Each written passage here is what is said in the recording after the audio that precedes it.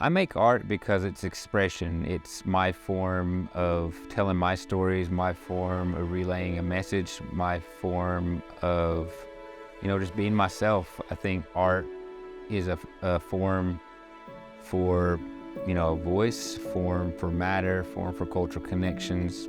But really, for me, the art is a connection to, me being not just an Indigenous person, but just being a human being in general.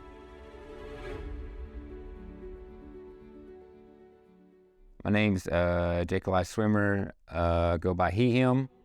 I guess my classification as an artist is a cartoonist, and my message is simply appreciation and representation and acknowledgement. And all these things are tied into, really just appreciating who we are, but also understanding who we are, and also realizing that we're not these monolithic people. Artists, creatures, or Indigenous people, we get put in these boxes all the time. And for me, it's like, how can I contribute to this art around us in a way that's not seen as like, oh, they just make beadwork. Oh, they're just in a powwow. Oh, they're just into, feathers and headdresses, or wolves and spirit animals. And it's like, we can adapt anything into ours because we're an adaptable people. The way I consider my art is, traditionally done with contemporary means. And the reason I say that is because the way everybody looks at art, it's all about fitting into criteria. If I'd submit any of my art in, it's going to go in as contemporary or, new age, or, it can't be considered traditional because it's digitally born, or it's drawn with non-traditional items or things like that. I'm bringing a story of where I grew up. I'm bringing a story of what I saw. I'm bringing things that were taught to me by my father, by my grandmother, who was taught by her grandmother, her grandfather. And so when I'm putting this on paper, specifically when I'm talking about a cultural resource, I'm drawing that from cultural knowledge. I'm drawing that from cultural understanding. I'm drawing that from traditional knowledge, traditional understanding. I would say I started out early on as a, straight pen to paper, colored pencil to paper, shifted into like that digital aspect in a really crappy Microsoft Paint, and then just kind of came full circle and started doing Adobe Illustrator to Procreate. And yeah, I think that's how it shifted me into where I'm at right now and where I go with my art and how I approach things, because I want not clean art, but I want the best representation of my art. But there's been a lifelong, growth of that. There's been a lot of, growing pains as far as learning. I'm still learning my techniques. I'm still watching and admiring other artists. You see potters, you see wood carvers, you see basket makers, and I come from a generational line of pottery makers, and so that was an influence in itself to see creativity around you at a young age.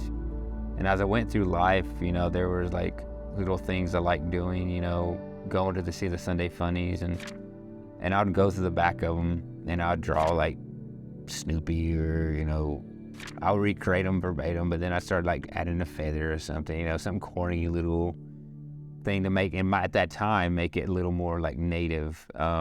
And so I did that for a little bit, and around 2019, after about a couple years doing this cartooning, kind of freelance cartooning, doing a little bit of being a cartoonist for my local paper, I met my partner, who's like an amazing, badass letterpress, screen printer, weaver, and just blending our styles together at times, or just talking about art. Those are the influences that make an impact on me. So I draw what we call the uktana, which comes from, ukt, like diktol, like uktol, oktol, like your eye. Uktane, it means like keen eye, meaning that's like good eyesight, like you can't get away from it. But the reason it was there because it had a diamond on its head, and I would draw and draw. Every time I saw a snake or something that looked like a snake, I just put horns and wings on it and rattlesnake tails. Uktana, I do a thing every Tuesday, which is called Uktana Tuesdays, where I sit down every week and I will just draw an Uktana. These are all things that lead me back to that childhood, like, love, and that why I love creating art is because I want to see it. I want to be able to visually see what that is. And that's indicative to my whole career, because if it's political, if it's, message, if it's an issue, I want to be able to see it, but I want other people to recognize it. And so for me, it's just that affirmation that I'm still in love with what I'm doing. And so I always go back to Uktana because it's been a part of my life since I was young. I don't know, before I probably could even remember, I've probably been hearing about it. And so that's what stays close to me, and that's why I like doing it, because I come from a family of storytellers, which I call history keepers. They didn't need a history degree like I have to be that, but it's just like, how do I fit in a modern world with this backing of a family? And it's like, I'm carrying the stories on in ways that my grandpa Running Wolf used to tell families in Big Cove about the Uktana. I'm carrying that on the way my dad told the story of the Uktanas in the waters after heavy rains to me, and like, it's just like that continuation. That thing is like, generations from now, I hope that my family's still carrying that on and carrying on that love for it, because they might not be a full into the Uktana, but they say, who loved the Uktana? My dad did, or my grandpa did, or my uncle did, and at least they know a little bit about it. And that's what I hope, to carry that cultural, traditional, historical knowledge and pass it on in some way, in some recognizable form, and to preserve it for my family.